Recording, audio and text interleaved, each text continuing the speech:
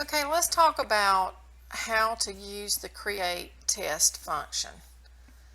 So the first thing I want to tell you to do before you even go into create test, you should get completely out of your system and then get back in. So get out of Qest and then go back in so that it will create a backup.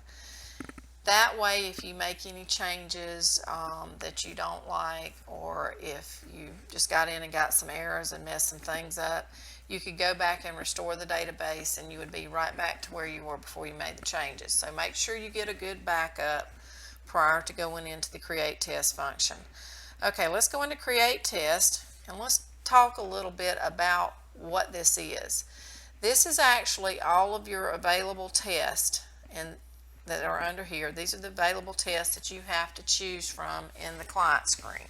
So our normal protocol is right up top, our imprint specific, our comprehensive, main body, male and female reproductive, multivite, que sera, sera. So this mimics what's on the client screen that you're able to choose and run the various tests.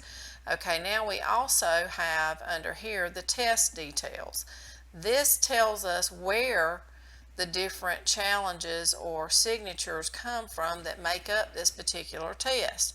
So for this allergy sensitivity profile, everything came from the comprehensive analysis over here. This is where all the details of the scan came from. So when we were making this test, we actually took under the master list and we selected areas under the comprehensive analysis, which it was allergen sensitivities, and then we just put a check mark and we moved it over and created this test.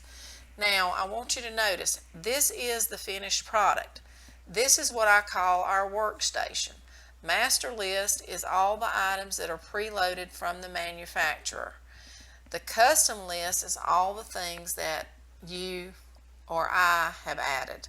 Because when you got your system, a lot of these items were preloaded by me for our different various protocols.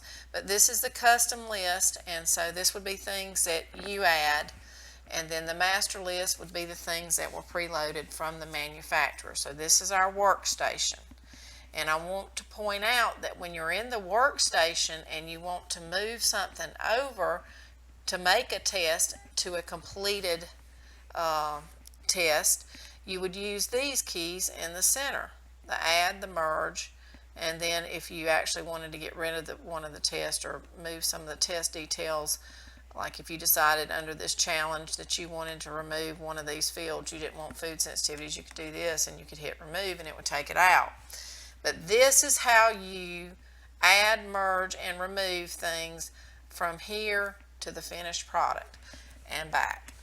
And if you're in the custom list, you want to look at these keys right here. These are the keys that you use when you're in the custom list to alter or change it.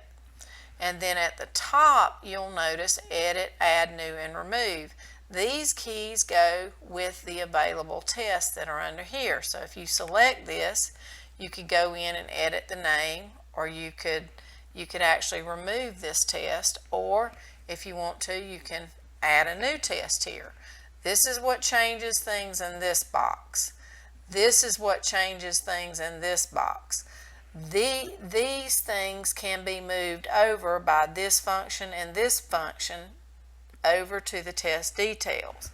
And then you can remove things from the test details and pull them back over to the master list or the custom list.